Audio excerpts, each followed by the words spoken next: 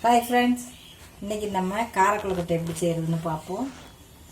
அதுக்கு வந்து நம்ம நேற்று இனிப்பு கொழுக்கட்டைக்கு எப்படி மாவு பிசைஞ்சோம், வெந்நீர் ஊற்றி பச்சரிசி மாவில் நல்லா கொதிக்கிற வெந்நீர் ஊற்றி பிசைஞ்சிக்கிட்டோம் உப்பு போட்டு. அதே மாதிரி தான் இந்த மாவும் பிசையணும். பிசைஞ்சி எடுத்து சிறு சிறு உருண்டைகளாக உருட்டி இதை இட்லி தட்டில் வச்சு எப்படி வேக வைக்கிறதுன்னு காமிச்சு எப்படி தாளிக்கிறது என்ன செய்யலாங்கிறத அதுக்கப்புறமா நம்ம பார்ப்போம். 10 நிமிஷம் ஒரு 10 நிமிஷத்தில் வெந்துடும். வெந்த உடனே நம்ம அடுத்து செய்வோம் தாளிப்போம். ஓகே ஃப்ரெண்ட்ஸ், இப்போ நமக்கு கொழுக்கட்டை நல்லா வெந்துருச்சு.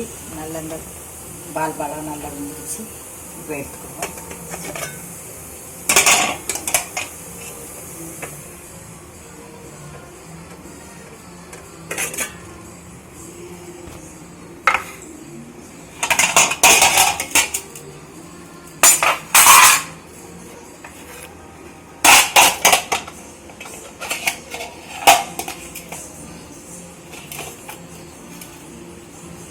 இப்போ நம்ம கொழுக்கட்டையை தாளிச்சுக்கிடுவோம்.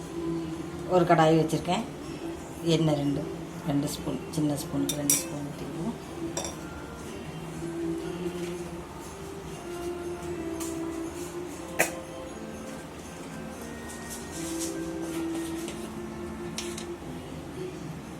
எண்ணெய் கொஞ்சம் காயட்டும்.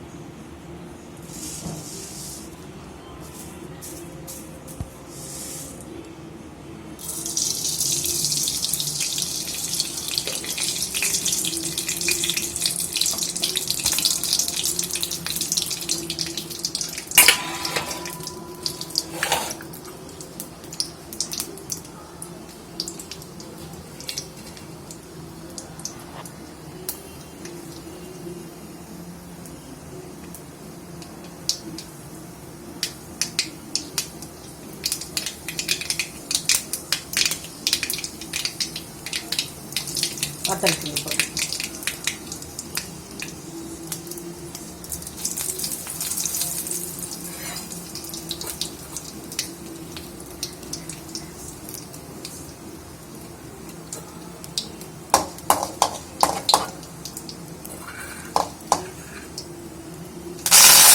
கருவேப்பிலை,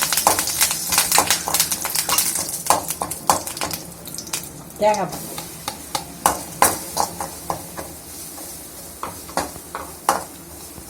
இப்போ நம்ம கொழுக்கட்டையை தாளிச்சுக்கிடுவோம். ஒரு கடாய் வச்சுருக்கேன். எண்ணெய் 2 ஸ்பூன், சின்ன ஸ்பூனுக்கு 2 ஸ்பூன் ஊற்றிக்குவோம்.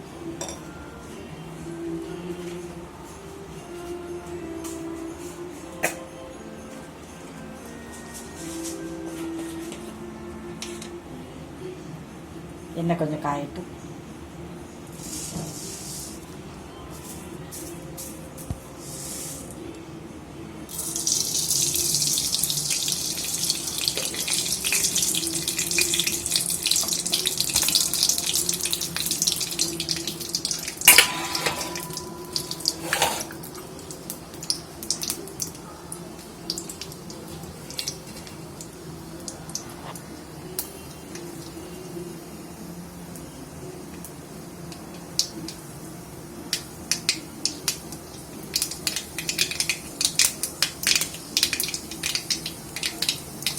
வத்தல் தூள் போடும்.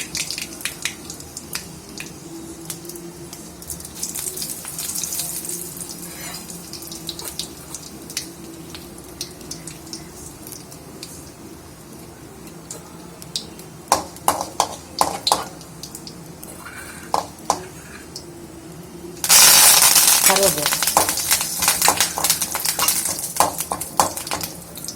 தேங்காய் பால்.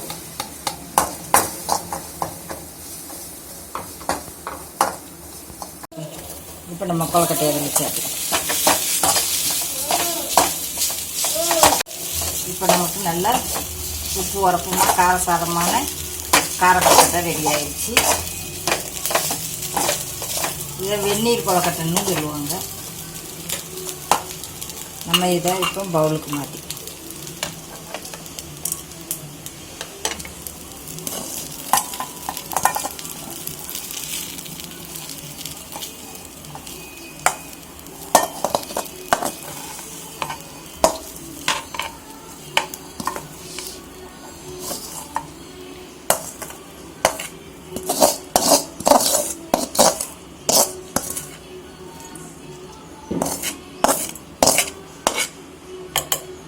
டீ காஃபிக்கு வச்சு சின்ன பசங்களுக்கு பிள்ளைங்களுக்கு கொடுக்கறதுக்கு ரொம்ப சூப்பராக இருக்கும். நீங்களும் உங்கள் வீட்டில் ட்ரை பண்ணி பாருங்கள். எங்களுக்கு சப்போர்ட் பண்ணுங்கள். எங்கள் சேனலை சப்ஸ்கிரைப் பண்ணுங்கள். தேங்க்யூ. அடுத்த வீடியோவில் மீட் பண்ணுவோம்.